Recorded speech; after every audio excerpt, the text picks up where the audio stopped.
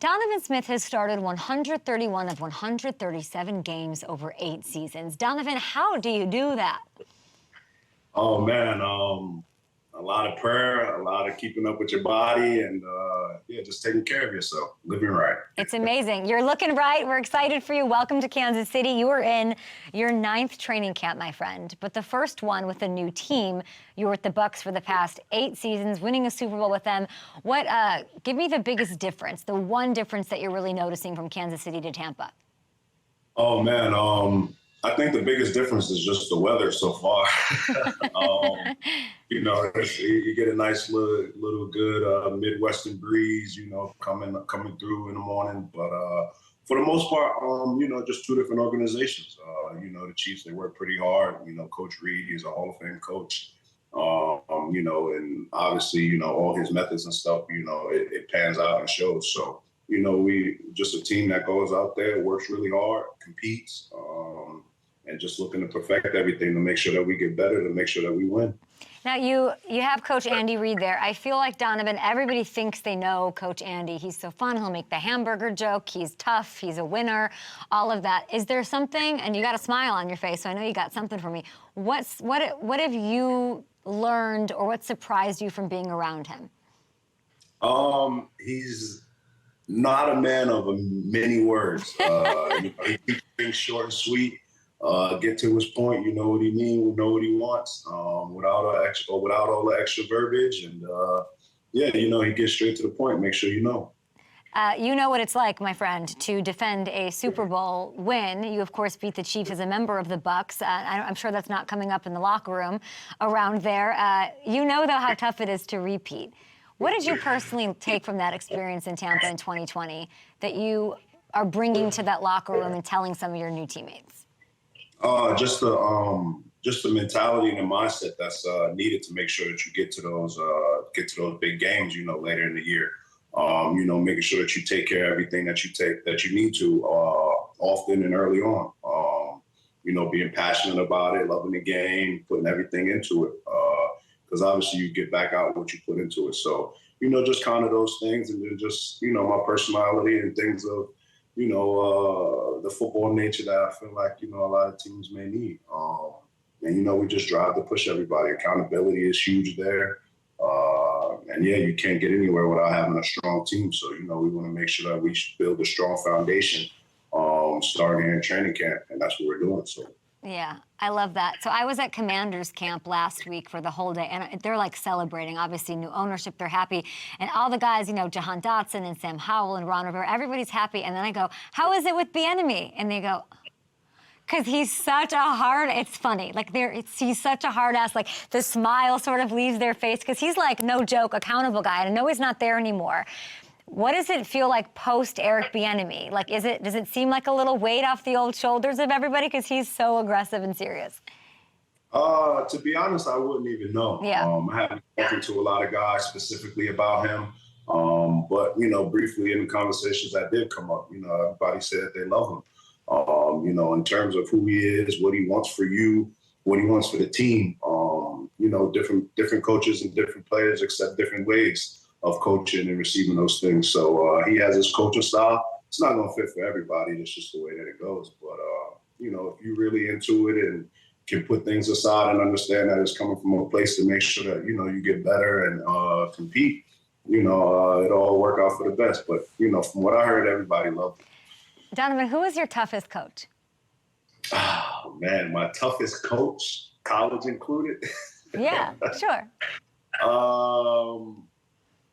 I didn't have a lot of head coaches, so I went through Joe Paterno, Bill O'Brien, James Franklin, Dirk Cutter, Lovie Smith, Bruce Arians, Todd Bowles, now Andy Reid. So, the toughest I would say would probably be the Bill O'Brien and Joe Paterno days in college, I would say.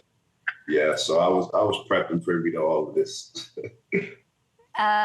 Gosh, Dirk Cutter, I wasn't ready for that cut right there. Oh, my gosh, you've had so many Yeah, Bill O'Brien would make sense as the toughie, and he's up there with the Patriots now. Okay, so you're going from blocking speaking of the Patriots, one of the best quarterbacks ever in Tom Brady, who you won a Super Bowl protecting. And now you're tackling the blind side for Mr. Patrick Mahomes, the best quarterback in the league right now, the one that stands and everybody else is beneath him. And I know it's early for you in KC, but it's a big change. 8 years there, now you got 1 year here, not even into it yet. Is there a common thread that you've noticed in each of their personalities? Like, how are they wired similarly? It's kind of tough, going throughout the facility and the building, and we all operate on our own schedule, different positions and stuff like that. But seeing them through the facility and the brief interactions that we do have, there's a lot of similarities. Obviously, Pat is a lot younger. He's more in tune to a lot of things with, going on and, the locker room and stuff like that. So he's able to easily connect better. But in a sense, just how they prepare, the amount of time, the amount of energy and effort that they put into, making sure and understanding that they know what they're doing.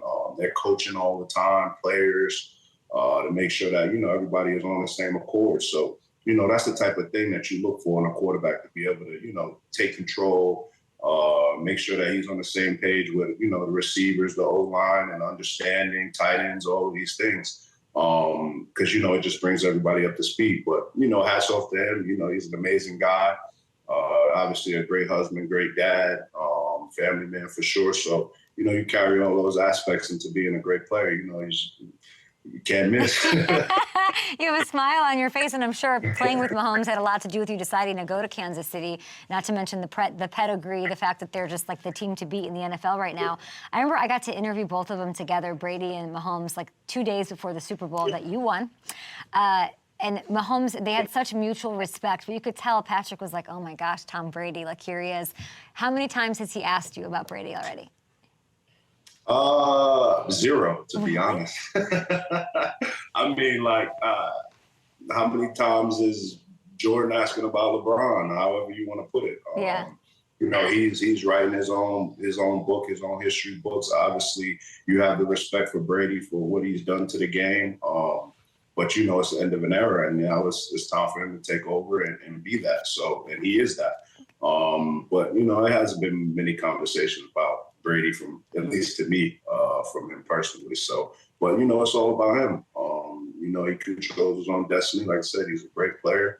Everybody sees that from inside and out. And it's all up to him to doing this thing. You said, does Jordan ask about LeBron? Are you saying that Jordan's better, that LeBron's better than Jordan? What are you saying there? What are you saying? Personally, yeah. I'm taking LeBron just because I'm a 93 baby. I mean, I do remember Jordan, but not much. But, LeBron's been, running it for the past 20 plus years. You get what I'm saying? And, it's him to me personally. I mean, don't get me into that conversation. I won't. I'm a 93 baby. As a Chicago girl who remembers the 93 Bulls, that really hit me. I didn't deserve that today, Donovan. I've been nothing but nice to you. All right, let's talk a little bit more about you. You are joining some studs on the offensive line. I want to know how it's all gelling. I got to hang out with Trey Smith and Creed Humphrey. They're like best friends. They're so cute. I was at the draft with them. And Trey Smith said this to me. He said, there's no better feeling than putting someone on their ass. Okay, and you're no stranger to doing that yourself. Donovan, look at what you do, okay? What did you do to this defensive end for the Falcons? I just got good hand placement. And, just understanding, the depth of a quarterback and the pocket and how it works. And then just the rushers. Once they get to a spot, they pretty much got to counter in. And, I kind of just use his body weight and momentum going towards him and just aggressively put him down. Yeah, no big deal. Like, I don't know, I had good hand placement. But did you have to throw him into his teammate later in the game, though? I did that? I think so. What is this? Is this a different film? I thought we had that. Man. There it is. Oh, that's another clip. Yeah. I'm pretty sure my guard likes it. Yeah. To be able to take two guys out is pretty good. But, pass pro and the game of football is very physical, especially down there in the trenches. It's something that we take pride in. So, I'm right there with Trey. Anytime that you could, take a grown man, against his will and just manhandle him, it's the greatest thing ever. So, yeah. To be able to go out there and do that, it's amazing. Donovan, I always say, like, I'll never know what it's like to be a football player, but I feel that Falcons defender, because that's what you did when you said that you don't remember 1993. I had that same feeling just come across my eyes. It's all love. It's all love. Listen, I want to show you one more play, because you played the team you're on now, last season, okay? Take me through this one and tell me how satisfying it is to make that block all the way down the field. Come on. Oh, man. Yeah, just a big man getting out in space. Always since, you were younger, you was always told you're too big to do something. But, that's my dreams of running around on a football field, to be able to get out in space, chase those little guys and, make a big impact and play like that, for our running back to get out in space and make some yards. So, it's always fun to get out there running out in space. I don't think anybody like that. What number was that? I got to go apologize now. Justin Reid, I believe. You got to go, oh, I don't know, you got to make him send him some cupcakes or something. That is a brutal play. Yeah, I know. We was eating lunch the other day too. I'll make sure I bring that up. We'll just show him the clip. Justin Reid has a lot to say about a lot of things. I want to ask you about Tristan Wirfs, because he's, former teammate of yours, so eloquent, so vulnerable, so honest, and he talked about what it's like with this switch from going, from right to left tackle, and how tough that can be. So from, hearing that from a teammate perspective, what does it say about Tristan that he was sort of able to recognize that and sort of get the help he needs to make the switch? Hats off to him, honestly. To be that transparent and vulnerable. Obviously, in a world where, it's tough for people to be vulnerable, you got to tip your hat to him. He's speaking out on a lot of things that I feel like a lot of players who play our position feel and know. That is not an easy task to do, switch from left to right or right to left, either way you want to put it. Just looking at the way that your body is just, built and whatnot, it's set to be, to the right, my hips are set, differently versus, being on the left and all these other things. But mentally, it's also, a battle as well.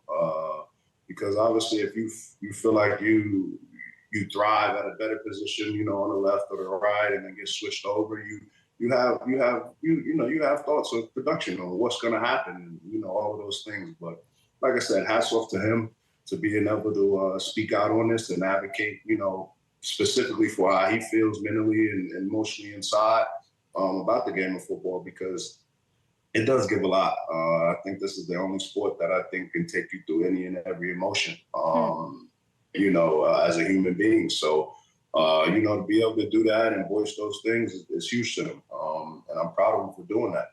I just think a lot of guys should advocate a lot more for what they believe in, business-wise, personally, because we are our own business.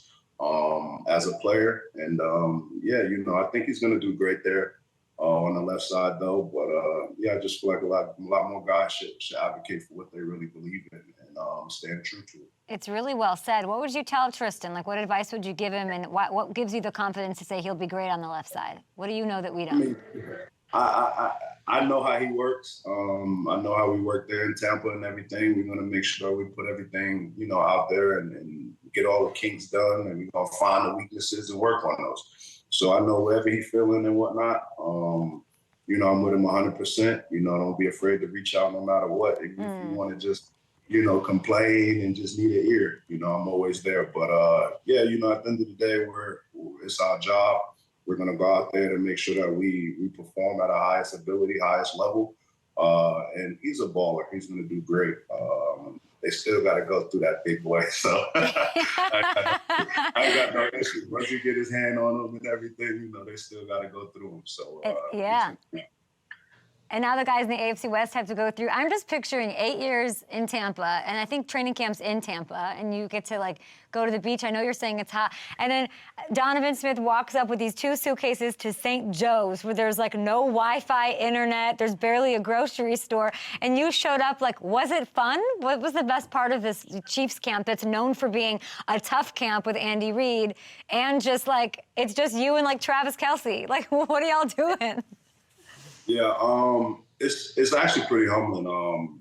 Really, you go from, staying at home in training camp or being in the facility. It kind of is a good mix-up. We're about an hour away, staying at Missouri Western in dorms. You're back to the old days of a TV, a desk, and a bed. 2 twin beds we put together to make a king. Type of thing. But it's good. You build a lot of camaraderie with the guys. We're always around each other, and we're just there, for the same mission, same task. It's literally nothing there but football. So your mind is 100% locked in on that, and we get to have a little fun. And obviously, in the dog days of training camp, we able to lean on each other right there to make sure we help each other get through, because training camp is a long time, and guys can get fed up with it, hitting their own guys all the time. You get antsy to play. So in those dog days, we have each other to lean on, and you look for that. Do you have a bestie yet? Last question. Is there somebody that's saying, like, we're playing Trouble and Sorry and Monopoly over here, we're playing some Jenga, come on over, Donovan? Like, who's give a shout out to somebody who's sticking out to you through the process. Oh, man. Everybody, to be honest. I tip my hat to everybody in that locker room. They accepted me, allowed me to be myself. They look at me because I'm the old guy, technically. Well, you're old. Technically, but it's good to be in there. I hang out a lot with a lot of the old linemen as usual. Jawan Taylor, we share bathrooms, so we're always together. And then just pretty much anybody that I can get in with and talk to. I'm in and around. I'm still a learning process for me, learning all the names, learning all the players and stuff still. So, everybody is for everybody there. You get in with the DBs, you get in with the linebackers, D-line. Willie does a great job. Bolt does a great job out there. Running backs, Clyde, Jet, everybody. Yeah, pretty much. You just kind of get in and you're there for one purpose. So every time I see you, I'm just going to laugh about you putting 2 twin beds together to be able to hang out. Yeah, exactly. Have so much fun this season, and I mean, this was delightful. And I wish you another. Don't bring that Super Bowl ring around, because you will have no friends. You will have no friends if you bring that Bucs ring around. We love you. We'll talk to you soon, Donovan. Bye. Definitely appreciate you having me. Bye.